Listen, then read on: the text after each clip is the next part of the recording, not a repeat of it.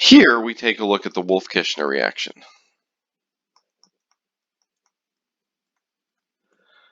So the Wolff-Kishner reaction is credited to Wolff and Kishner.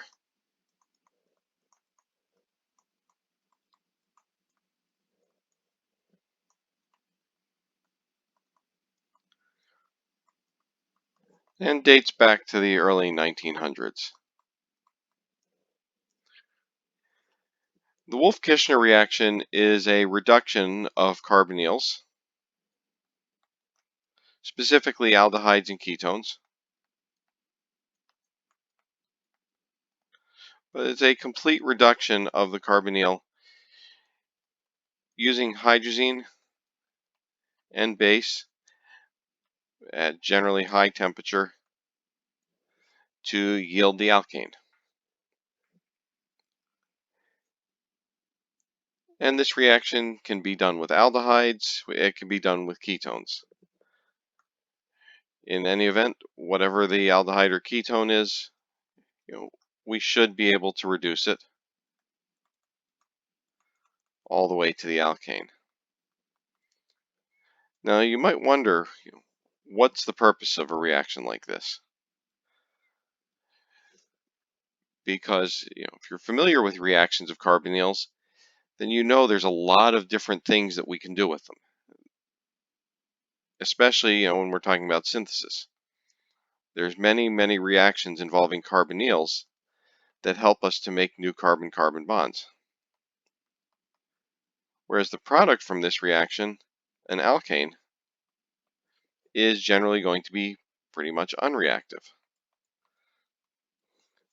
So why would we want to get rid of a carbonyl in a reaction like this? Sometimes it's because the only reason that the carbonyl is there is to allow for us to put other parts of the molecule again together. And once we've done that, we no longer need the carbonyl, and so we need to get rid of it. So we can see some additional examples here. Again, our ketone gets reduced to a CH2 group, and the same thing, our aldehyde gets replaced by a pair of hydrogens as well. So how does this work mechanistically? So the compound we're dealing with here, hydrazine, is a very good nucleophile. And one of the reasons it's a good nucleophile is those two nitrogens that are right next to each other, their lone pairs are repelling each other. So that makes them into a good nucleophile. And if we have a good nucleophile, we can just attack the carbonyl directly.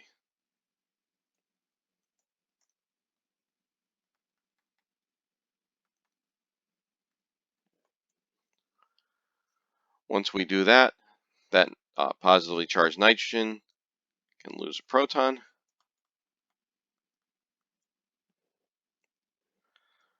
And simultaneously, that oxygen anion will get protonated and give us the hydroxyl group.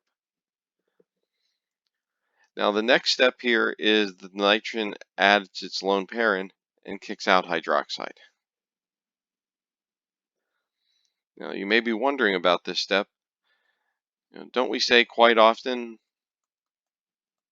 that hydroxide is a poor leaving group? And the answer to that is yes. So why is it okay here? Well, remember our conditions here are very high temperature, 200 degrees Celsius. And so it turns out when you're at very high temperature like that, you have more than enough energy to overcome the activation energy for a very poor process like this. So from here, this positively charged nitrogen loses a proton.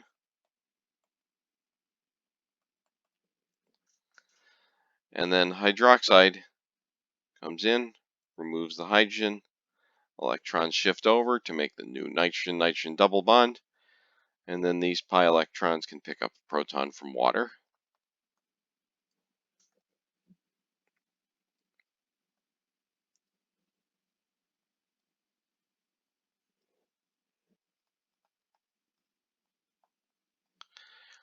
And then this process repeats itself with the second hydrogen there, picking up another proton from water,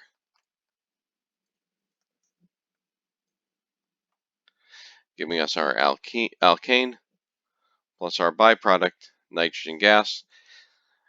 And in this case, that makes the reaction completely irreversible because nitrogen, not only is it completely inert, but as soon as it's formed, it's going to evaporate away and the reaction cannot go backwards.